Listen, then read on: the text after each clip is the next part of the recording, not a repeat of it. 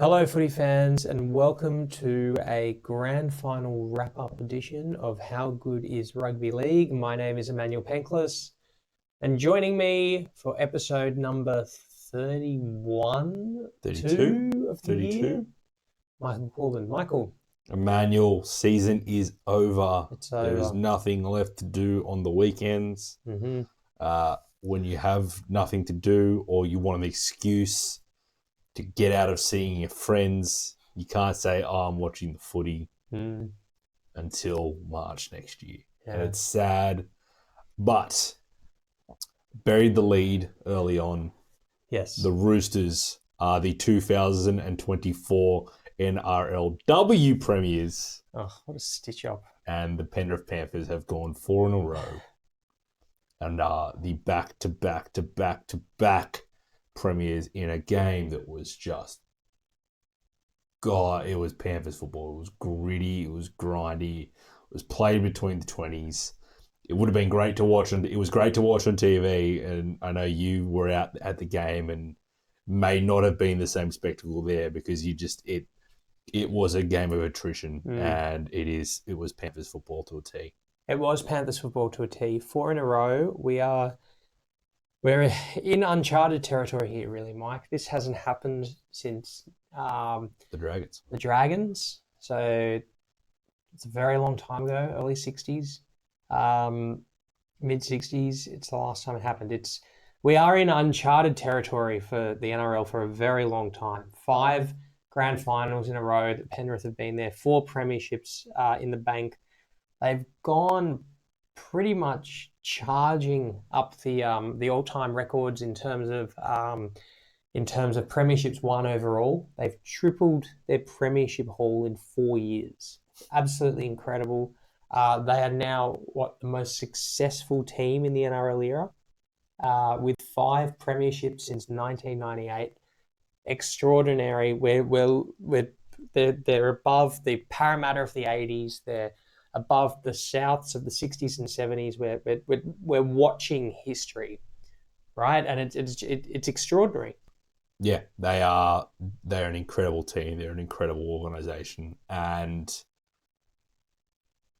like the amount of it's so unprecedented. I don't know whether we're both early 30s. I don't know whether we'll see something like this again. It took 50 years to get here.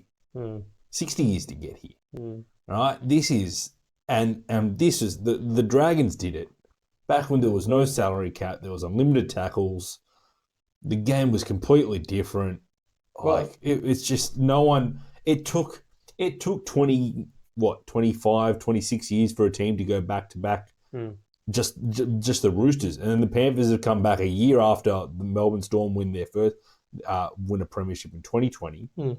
Against the Penrith Panthers. Yeah. They go and win 4 in a row. It's insane. I don't know whether we'll ever see it again because the pressure that the salary cap puts on these teams that go so well and they continually lose players, but they just keep on finding guys just to fill holes. And look, it all centers around 3 players.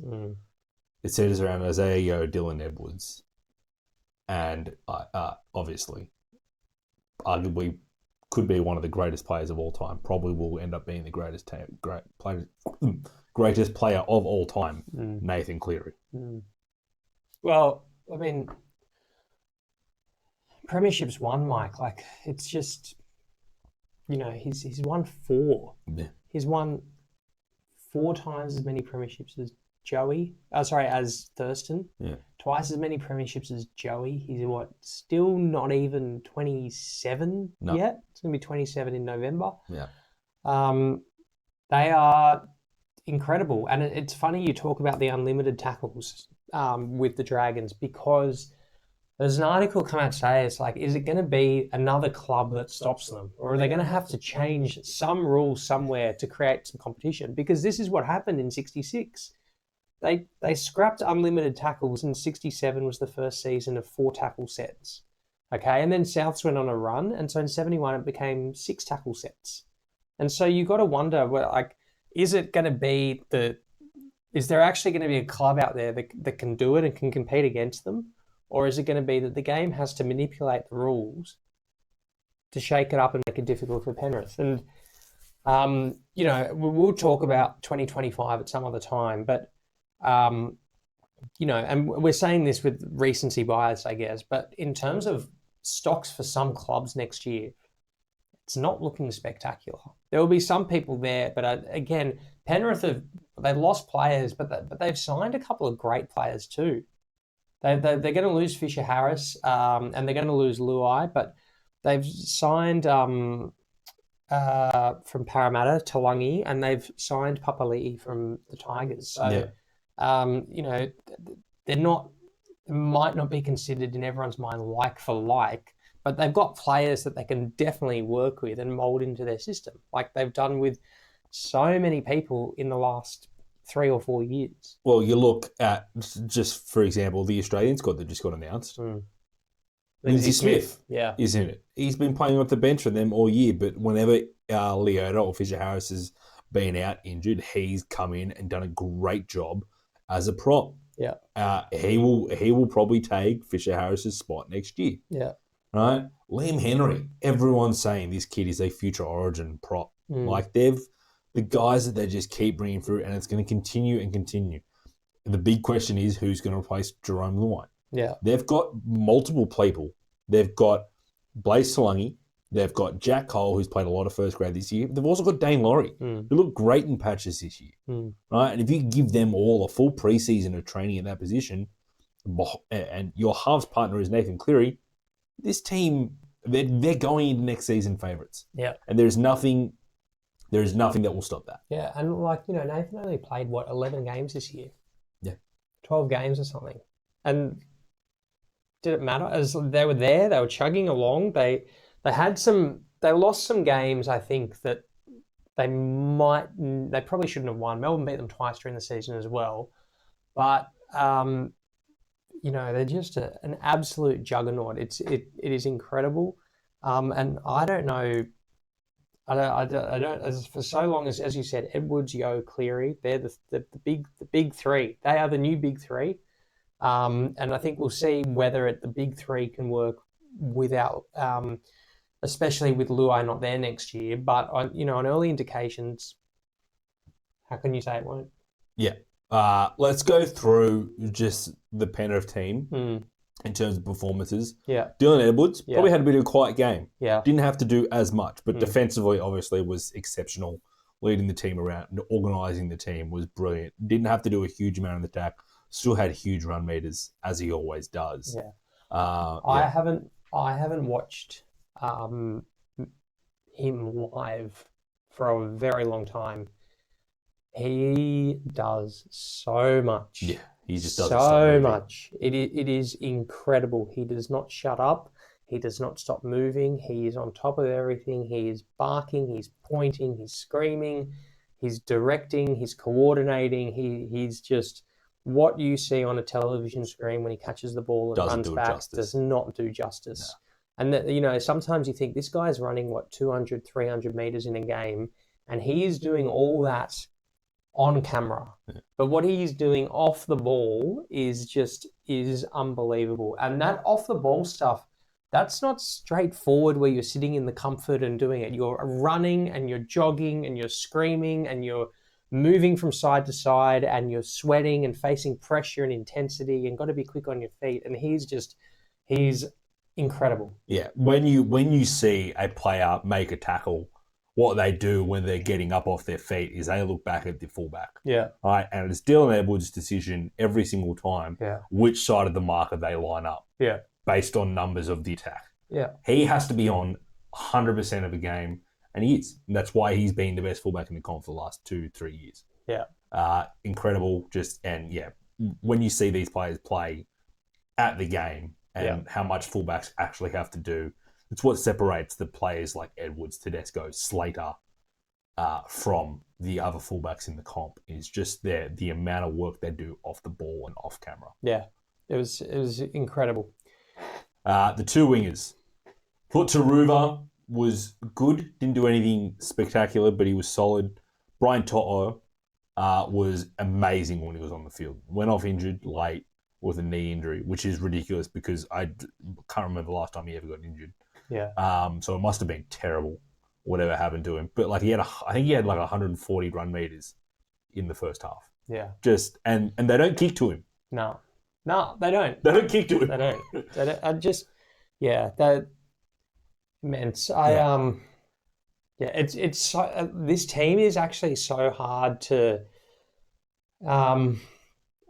you don't take notice, right? You don't. Someone might have a quiet game, and you don't really think much of it because the whole team is still doing its job, right? Like there's always a couple of standout players, and we'll get to the couple that we know, but I just think these guys, they have a job and they're dialed in and they just do that job. And they made the meters and yeah. Right. Look, for me, Brian Toto is the greatest winger of all time. Mm. And he's still very young. Yeah. And he just doesn't have a bad performance ever. He's incredible. What he does out of the backfield is insane. Doesn't make errors. Never gets beaten in the air, which I find ridiculous. Yeah. Like they're versing Coates and Warbrick, two of the biggest wingers in the comp. Doesn't even get to a point where Penrith's system doesn't allow you to get those kicks up. But that's exactly it, Mike, isn't it? Like that stuff they don't do with sort of patchy will protect the player, right? They don't let you get down there to make that kick. No. You can't go anywhere near those corners. No, it's insane. And if you're not even going to risk kicking in that direction because you don't want to give them the 7 tackle set. Yeah. You don't want to knock it on or you don't want to tap it into touch. The way they play really just limits where you play your game. Yeah. Okay, so your game, the Penrith game, is basically restricting you from getting anywhere near their 20, 30, 40 metre line. Okay, so in the off chance you're down there, the way they defend, you can't really get anywhere on that last 10 or 15 metres of either end of the field, okay? And you play most of your game in that centre of the field where you're not risking errors, where there's less chance of long passes that go astray or intercepted, okay? And you're not kicking into corners. That is always how they play it. And you'll see these teams and they usually just score points in and around the post because that's where most teams attack Penrith because they're too afraid to go to the edges. And that basically, what chance do you have of beating them when Penrith's playing in a whole field and you're constricted to a 60-metre field and a 20-metre wide field? What chance you got? Yeah, they're incredible. 2 centres, Alamoti and Isaac Tungo. Tungo had a very mixed year. Yeah. Right? Was on the verge of being dropped at points. His defence was terrible. Yeah. This final series, guess how many tackles he missed in 3 games? Tell me. 4. Yeah, wow. He had his best game of the season in the grand final. Yeah. Just stood up. Just amazing performance. I thought he was fantastic. Paul Alamotti. It's incredible. Last year, the Dogs didn't want him. Let him go. They thought that and there was rumours at the start of the year that he was going to come on. It's like a middle forward for the Panthers. Here he is scoring a try in the grand final. Yeah. And just, he's going to have that spot going forward next year. It's the way they've turned him into, and this is the thing with Alamotti, he always had the potential. Coming through the grades, he was one of the best centres in the competition. Yeah. And then went to a tougher system where it was hard to make a break, and now he's a grand final winner. Yeah. Look at that. Other teams, Roosters 18-19 aside, other teams, regardless of how close they get, okay, and Roosters 03 and 04, they got to grand finals. Roosters 14 and 15, they made minor premiership, but it is so hard to go that distance, right, and back it up. And look at this dynasty and what it's done now, and it's created a fear of being in the team that gives it all away, right? Like it is almost where everyone else is playing in a competition with 17 teams. These Panthers teams are playing in a competition with their immediately preceding teams. They don't want to be the 2025 Panthers. Don't want to be the 2020 Panthers, right? They want to be the 1, 21, 22, 23, or 24 Panthers. Like this competition and this motivation is so different to anything that any other club has right now. And you see these players like Paul Alamotti, like he's gone to Penrith and he's become a premiership winner out of nowhere. And the thing about premiership winners now, because they've all been at the Panthers, is that a premiership winning player is actually so much rarer now. Yeah. And any team that's sort of, in that top 4 or looking to really push in a premiership window, they're looking for a premiership winner with experience. How many? Like, there are hardly any. Yeah, well, there are hardly any. There, like, you've got to think there was only 4 players from the Storm team that won in 2020. Yeah. 2 of the Roosters that won in 18-19 have retired. Yeah. How many? Like, and more left. Yeah. Like, there's fewer and fewer premiership winning players in the competition because they're all stacked on one team. Yeah, exactly. All the Bulldogs. And well, that's it. That's it. And you look at it now, and the Roosters have lost some premiership winners this year too, which I think, quality of who they've lost aside, it will affect them. Of course it will. And, it's experience. 100%. I think that's one of the reasons why this Penrith team was able to come out and do what they did to Melbourne, because Harry Grant had never played a grand final before. Yeah. Yeah. Right? He's the captain of his team. And I don't know, all credit to Harry Grant. I thought he was fantastic. I thought he was one of Melbourne's best. But he hadn't played a grand final. I think that, some of the inexperience in that team showed through. Yeah. Alex McDonald, first hit up of the game, knock on. Right? I thought that the wingers, Warbrick had a rough game. I thought that even Munster and Hughes I didn't think were great. Right? We'll get to Melbourne shortly. Yeah. I thought Jack Howarth was, probably had one of his worst games at centre. But that's what Penrith do. Yeah. Let's talk about the halves. Yeah. So I thought Luai was fantastic. Yeah. I just, and we should have this conversation now. Like, that is the end of probably one of the greatest, Origin aside, it's probably the end of one of the greatest halves pairings we'll ever see. Clubs halves pairings. Yeah. Oh, yeah. Well, and this is one of the debates that's going around at the moment through the NRL media is it the greatest halves combination of all time? And the names the 2 names that come up, the 2 pairings that come up are Ricky and Laurie, and Kenny and Sterlo, right? Neither of them won 4 in a row. No. Well, I mean, it's a metric, isn't it? And if, then, I think Kenny and Sterlo won 4 altogether. So if Penrith win next year. Yeah, but there's no Luai. They would have made 5 grand finals. Yeah. They would have made 5 grand finals together, right? They've won Origin series together. Yeah. Like, I think they've played 80 games together, 85 games together. Is it 88 or something? 88 games and won 74 of them or something like that. Yeah. It's insane. Yeah. It's and the thing is, they did it in the lower grades as well. Yeah. That's what these premierships, they've been playing for them for years. Yeah. I thought Luai was fantastic. I've been saying it for months, but I really thought this was his breakout year. His game has changed. Yeah. Okay, and I just think it's gone into that next dimension now, and he's no longer the fiddle to the bow to the Cleary violin. Right? He's like his own player who has his own style. He skips and he dances and he threatens and he creates space and he's great with the offload. But his halves partner, I think Nathan had one of the best games I've ever seen. He ran the ball so much. 29 runs, 212 meters, and I believe. So dangerous. Yeah. So dangerous. Like, so threatening, and no one knew what to do. Yeah. And even he would run it for like 20 meters and then kick it, and no one wanted to touch him.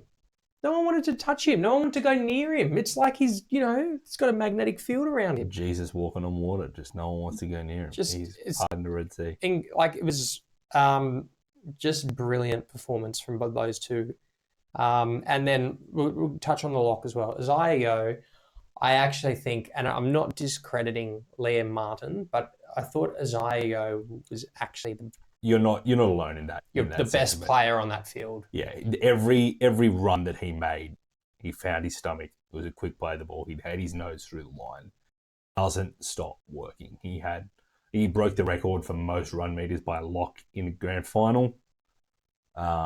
He was just immense. And this is the thing. He does this every single game. Another player like Toa, who just never, ever, ever has a bad game. He's so consistent. And look, we've spoken about him as an Origin player, but as a club player, he might be the greatest forward to play this game.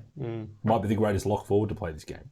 And that's a big call because there's the likes of Coots and Raper and, there's many others. Tamalolo, I saw that. So Zayo ran the most meters of any lock in a grand final in the NRL era. Yeah, right? I just said that. Yeah. Yeah, but it is like, like I've got Bradley Clyde. Yeah, Bradley Clyde, but it's Sam Burgess 15 more meters than that. But other than that, it's not even close. Yeah, it's like no one is near. Yeah, he's so consistent, and he's been rewarded with the Australian captaincy as well. Yeah, which is awesome. Yeah, and I just think it's such a deserved appointment. Yeah, he is, and unusual because no state captaincy. But you've got to wonder if that's going to come next year with a new captain. We'll see. With a new coach. Yeah, we'll see. Yeah. Depends who the coach is, I guess. Well, if it's anyway. Another topic for another day. Yeah. You mentioned him before, Liam Martin, the Clive Churchill medalist. Yeah. It's not often I take notice of things, as I said, on NRL 360, but I think describing him as New South Wales' answer to Gordon Tallis is actually a very accurate description. It is perfect. He is the person that you kind of just really want on your team. Yeah. I just love having him in a blue jersey at Origin time because he is such a wrecking ball. He is a menace. He has no fear. It's like a brick wall running at you, and he just plays with his heart on his sleeve, and he was fantastic. Yeah, the reason why it's so hard, like when Penrith play that game where they pin you down inside your 10 in the corner, the reason why it's so hard to make it out on second tackle is because every single time you do, guess who's there to hit you on the 5 metre line? Yeah. It's Liam Martin every single time. He is just all effort. And this is the thing. His stats will never show what he does in a game. No. He is all eye test. Yeah. He's completely all eye test. You watch him play and you're like, okay, he's putting in effort. It's little things like chasing that bomb, right? And getting that bomb over Xavier. Just being there. That is all effort. It's nothing more than that. And he's pure hustle and just intensity. And it's what this team needs. And it's what New South Wales needs. And I thought, Isaiah Yeo was fantastic. Yeah. I actually did think he was man of the match. I thought he was spectacular, and he's now one of 4 second rows to win the Clive Churchill medal. It's a pretty strong list. Craig Fitzgibbon, Gordon Tallis, Luke Lewis, now Liam Martin. He's one of those players that is just a stalwart on this team. Yeah. Has been to all 5 grand finals, and he's not old either. It's quite scary. Yeah, it is quite scary. Props. The Bash Bros, Moses and Leota. Another conversation: are they the greatest front row pairing of all time? And you have to say yes because no other team has won 4 premierships in a row. Moses Leota is an awesome player. Yeah. Like Fisher Harris is Fisher Harris, right? Yeah. But Moses Leota is just like last year's grand final, he excelled himself, and then this year as well. It's just even against Parramatta that year, he was the one who came out and was just like, "I'm not letting RCG or Paulo just do anything. Yeah. It's my job to shut them down and punch them in the face," and he did. He's all intensity. They take it like the whole team just. They just take it so personally, right? Like they just guard that reputation so vehemently, like no other team. Like, you've had eras or periods of 3 to 5 years where teams are good and the Bondi Wall or Melbourne's defence, and you see these eras, and we're in this Penrith era right now where they are just vehemently protecting their position as like the defending premiers every time. Every time they will make you work for it, and they will remind you constantly why they are the best team. And Moses Leota is just one of those people. Him and Liam Martin and Fisher Harris, they will just every tackle. It's like, this is why I've won 4 premierships. Yeah, this is why I've won 4 premierships. Yeah, they're both awesome. I think in terms of players that are losing, I think James Fisher Harris is going to be the biggest loss, just as like a cultural leader. Yeah. And that forward leader, because that's what he is, right? Can Leota replace that? Can you get that out of Liam Henry and Lindsay Smith? Can they fill that absence? It's going to be interesting. Yeah. Oh, they've set it up. Like the system is almost, the way it works at the moment is by the time someone's time to go, the next man is almost ready to just fill the void. Well, that's the thing. It is literally a production they all get line. The reps. Yeah. Yeah. That's all right. We're going to lose a 4-time premiership winner, but that's all right because he's won 3 premierships now and he's ready to leave. Yeah. Like, that's almost what we're doing. Yeah. Yeah. And, we're going to hit hooker now. Like, remember when Api Coruscant was going to be the big loss and Penrith wouldn't be able to win without him? Yeah. How many premierships ago was that? Yeah, because Mitch Kenny just put his head down and does the work. Another player who, like, Mitch Kenny is the least flashy player in the NRL. Yeah. All he does is tackle and then give exceptional service. Like I'm going to be like quite frank. It's a lesson to your club and to mine. You don't need the flash. No, you build the champion team, not buy the team of champions, right? Like it's homegrown, and then when they absolutely need to, okay, they top up the stocks with something from the outside. But this it's just Yeah. Okay. We've done the starting side. The bench was fantastic as well. We've mentioned a few of them here and there. Didn't use Brad Schneider. No. Didn't need to. Let's move on to the coach. 6 grand finals. 4 premierships. Yeah. You got to remember that he played in a few grand finals himself. Took the Warriors to a grand final. Yeah. Took the Roosters to a grand final. Like he's now, for me, he's number 2 behind Bellamy. I think it's if he wins another one, I think he jumps Bellamy. But for me right now, he's number 2. Like, yeah. Well, in terms of non-stripped, him and Bellamy are equal. No, he's ahead of Bellamy. He's ahead of Bellamy. 4-3. Yeah. It's it's something. Yeah. He's like the system that he's got there, the way he's built this culture, and this is the thing that hasn't been spoken about too much. To go to a grand final, and this is why it was so hard to go back to back. It takes a toll. Yeah. And then you come back the next year and you're the hunted. Yeah. They've been the hunted for 5 years. I know. And it doesn't matter. They still come out, and in the grand final, they put in their hardest working effort. They play September and October football. That's what they care about. And to build this team up every single year and motivate them to go again, that is all on Ivan and his coaching staff, and they've just done an amazing job the last few years. Yeah. So, everyone wants to talk about he's got the team, right? But he took the Warriors to a grand final. He took the Panthers really early to the prelims, 2014. He took them to the prelims. That was sort of wasn't the team it is now. They beat the Roosters. They beat the Roosters in the first week of the finals, and then got to the prelims. And then he took the Tigers to ninth, right? And in that space of that couple of seasons, did really well with them. Come back to Penrith, 5 grand finals in 6 seasons, a win percentage of 76%. Yeah, it's nuts. It is insane, and it's kind of his for however long he wants it, isn't it? Like it's just, and how long does he want it? That's the question. And you've got to wonder, does it get to a point with him where is he like, do I want club? I have a theory. Do I want state? Do I want? Yeah, go on. I have a theory. When Nathan goes, he goes. So he's got another 10 years. Yeah. He'll coach as long as his son's there.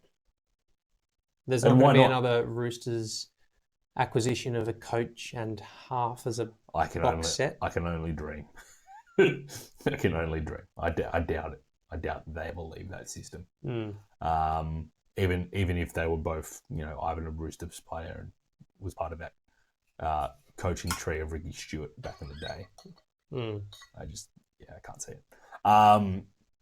Let's move on to Melbourne. Yeah. So they missed Nelson. Yeah. But then they only played Kamikamitha 17 minutes. Yeah. I don't. Can I tell you what they missed? Cameron Smith. But not in terms of him.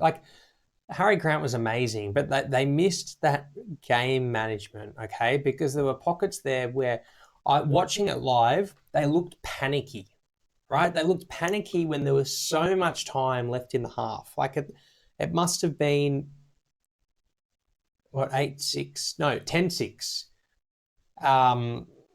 And that Melbourne just looked absolutely like they were rushing and I thought Munster was really off. Yeah. And that scoreboard pressure is not good for him because he just gets in a panic and does silly things. And there were passes that looked sloppy. I thought Munster was probably their poorest in the spine. I completely agree. I didn't think he had a great game.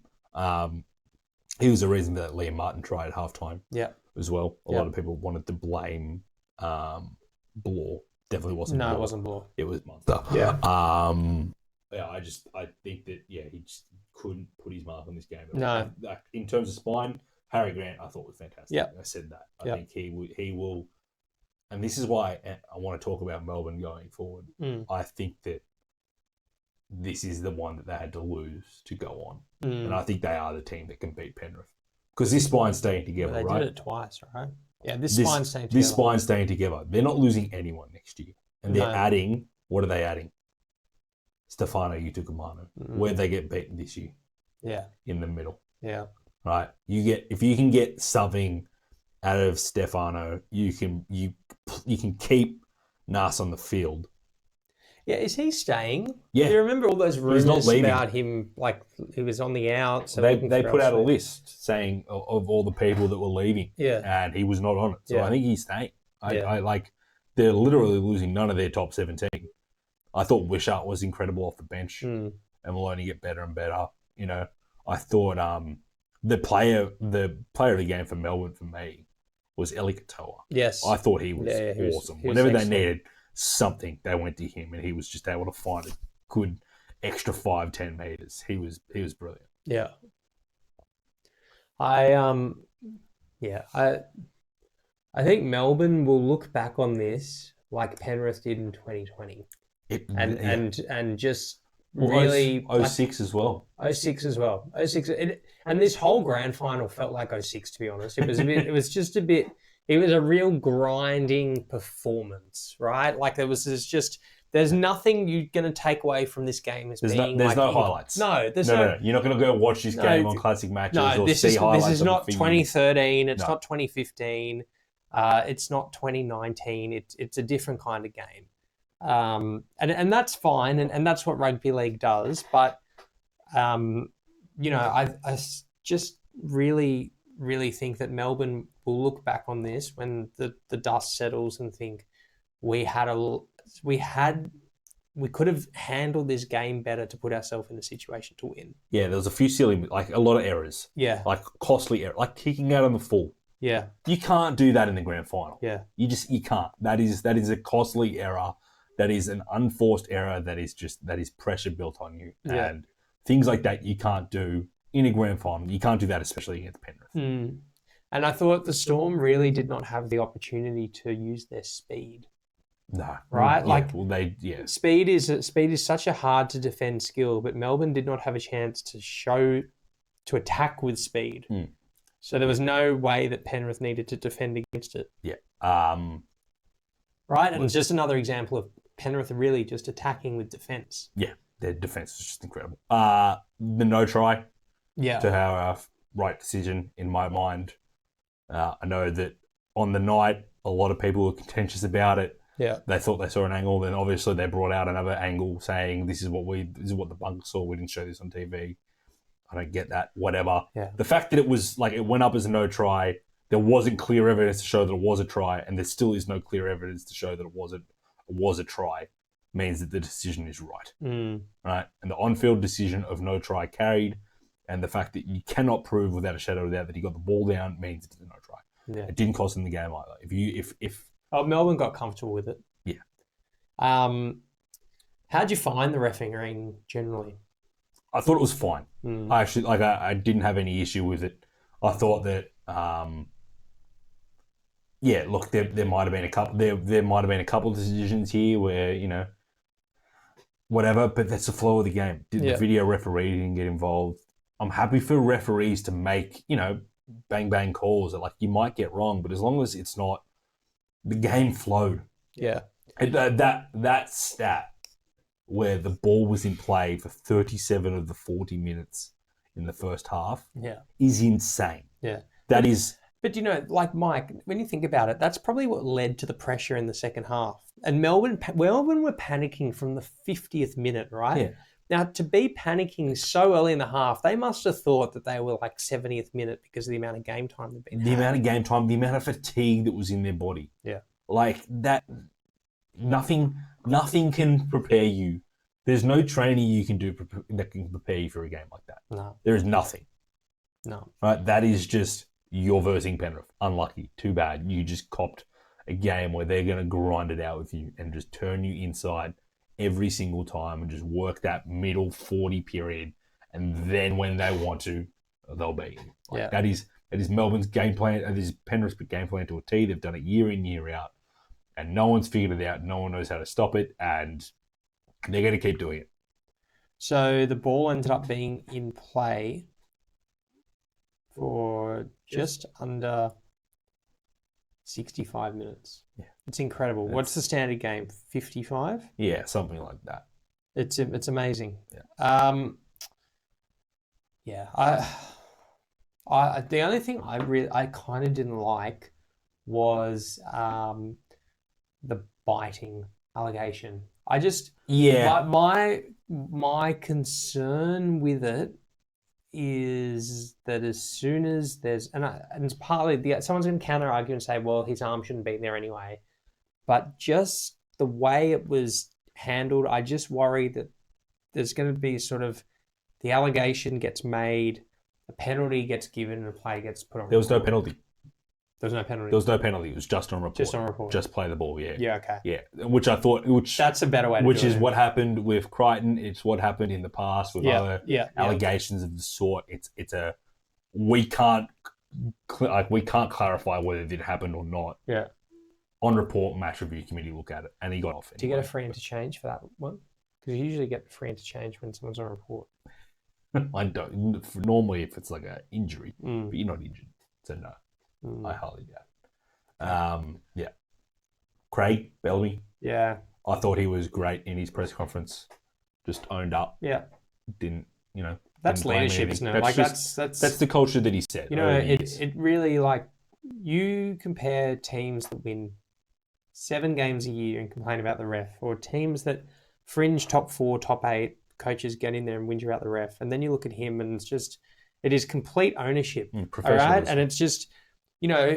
Coaches forget sometimes that you making excuses sometimes gives your players an out to make excuses, whereas that is the standard, isn't it? That's why they are the best team at the end of the regular season, is because he sets those standards and everyone owns up to their mistakes and everyone has accountability, and it starts at the top.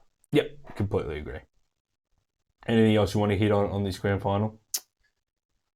No, I can't believe it's been 5 years in a row of Panthers there. Yeah, it's nuts. Yeah. One thing that I kind of went completely. No one's really brought it up. What happened to the fastest race? What happened to the race? Jason Saab was unavailable because he was playing in the grand final. Well, I don't know. We were hyping it up that there was going to be this race of the fastest players in the NRL, and it never happened. Instead, and they had the KFC bucket catch. No one even. Did you brought see it that up. on TV? I missed it. No, I don't think it was on TV. Ruben Garrick with a giant KFC bucket, and I can't remember who the other person was. There you go. There you go. Yeah. NRLW. If you want highlights, that's what the NRL should show, so because what happened there, Mike? That was fantastic. Roosters went up 24-0 in the first half, and it was just a dominant performance. Great kicking by Justin Kelleher, the number 6 for the Roosters, just kept on pinning, putting the ball high, and the Sharks could not handle the bombs. Yeah. And the Roosters just kept on capitalising. Olivia Koenig, Dally M Player of the Year, fantastic. We actually didn't go through the Dally M team, did we? No, we'll do that next. Olivia Koenig, Dally M Player of the Year, left out of the Australian squad. We'll circle back to that at some point in the off-season. It's being investigated, I think. Yeah, I don't know. But yeah, and then come out in the second half, and the Sharks were awesome. They really, Tiana Penatani is an amazing leader. She put her foot up. She started leading her team around, and I thought it was a great performance. But the Roosters victorious. I think the end score was 34-28. Just a great game of football. Some really good tries. 32-28. 32-28. It's awesome though. Do you know what I actually really liked? I liked the fact that it happened to be the 2 clubs that lost last week. Yeah. Because it almost made it like a 3rd, 4th playoff, but in the women's instead, right? Yeah, because yeah. and it was kind of, those 2 clubs and their supporters, at least they did feature on grand final day in some form. So, no, it was awesome. Millie Boyle, first woman, and joining only one other person in Glenn Lazar as a prop to win, or a player to win 3 grand finals for 3 different teams. Yeah. Which is huge. Izzy Kelly was awesome again. Taryn Aiken was the Karen Murphy player of the game. Yeah. She was fantastic as well. Had a great year. And Sam Bremner just came back, has been playing since, I think, 2013. Yeah. Was retired, has 3 kids, was retired. Corbin Baxter goes down at the start of the year and got the SOS, and she came back and won a premiership. So, yeah. Awesome story. It is a great story. No, very good. Yeah, very good. The NRLW, that was straight up. They're the highlights that you'll see from grand final day, because there wasn't many in the Panthers Storm game, but that is great for the game. Isn't it? Yeah. Is it? Do you know? I like. You would be the same. You're in a position where your club, or you were in the same on the weekend, but your team has the most perfect half. You go into a break 24-0 and you think, oh, easy, it's sorted, done. And then you think, no. If we can score 24 points in 40 minutes, they can score 24 points in 40 minutes. Yeah. And they didn't score 24, they scored 28. Yeah. Yeah. It got close. Yeah. It got real close. It got very nervous at the point. I was so in it. I was like, I wanted to make sure that I was home and watching that game. Yeah. Before we touch on Dally M, question on grand finals generally. Yes. Now, there's a lot of conjecture, mostly from Fox Sports, because they don't have the rights to it, and it rates really well on 9. Yeah. A lot of conjecture about the timing of the grand final. Twilight's my answer. Okay. 5 o'clock. Yeah, I love 5 o'clock.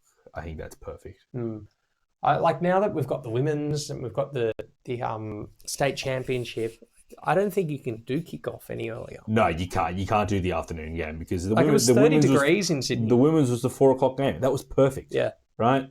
The Queensland Cup versus New South Wales Cup. Queensland finally got a win, which they desperately needed. Lost to beat the Jets. I just probably can't do it any earlier. No. I think that it's now stuck, and that's the problem that you have when you have other competitions, your feeder competitions that are going well and growing. Yeah, that's what you want. Yeah, 100%. Suck it, Fox. Go put up another graphic that's incorrect. Okay, moving on. I have a very strong Fox Sports take. The NRL would be much better if Fox Sports did not exist. Well, yeah. Souths probably never would have been kicked out, but that's another story. Okay. So, Dally M Team of the Year. Yep. Dally M player of the year was Jerome Hughes. Yeah, 1 point. It got closed there. But, he lost points for pushing the ref when he didn't really push. That was a joke. If he'd lost because of that, it would have been a travesty. But yeah, absolute joke. But yeah, he ended up getting the win over James Tedesco. So Jerome Hughes is the number 7 and the Dally M Player of the Year. James Tedesco won Fullback of the Year. 2 wingers were, I believe, To'o and Lomax. Mm-hmm. Yep. Centres were Crichton and Farnworth. Yep. 5/8 was Tommy Dearden. Tommy Dearden, well deserved. Yep. The props, Tarpanay and Adam Fanua-Blake. Yep. They showed Adam Fanua-Blake on Joe Tarpanay when Adam Fanua-Blake's name was called, I think, which was funny.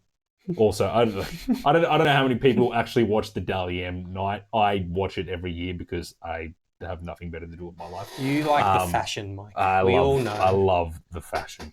Adam Fanua-Blake wearing a traditional Tongan garb, which was great. Yep. Hooker was Michael's original man crush, Harry Grant. Yep. Second rowers were Elise Katoa and Angus Crichton. Lock was Zayo.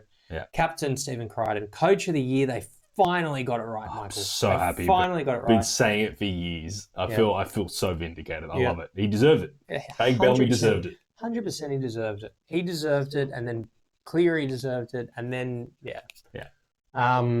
well deserved. And then the rookie of the year was Bostock. Yeah, the Dolphins. That one was probably the surprise of the night for me. I thought it might have been Kyle. I thought it would have been Kyle Lero. Yeah, but Bostock's had a great year at the Dolphins. Similar to Iro, only played a handful of games last year, and really made a mark. And he's going to be a good winger going forward. Yeah, and Dally M Women's Player of the Year, obviously I mentioned before, was Olivia Koenig. Yeah, which was fantastic. And yeah, her podcast buddies, Keely Davis and Millie Boyle, were also in the team. My podcast buddy got nothing. I got to see a Roosters player win a Dally M.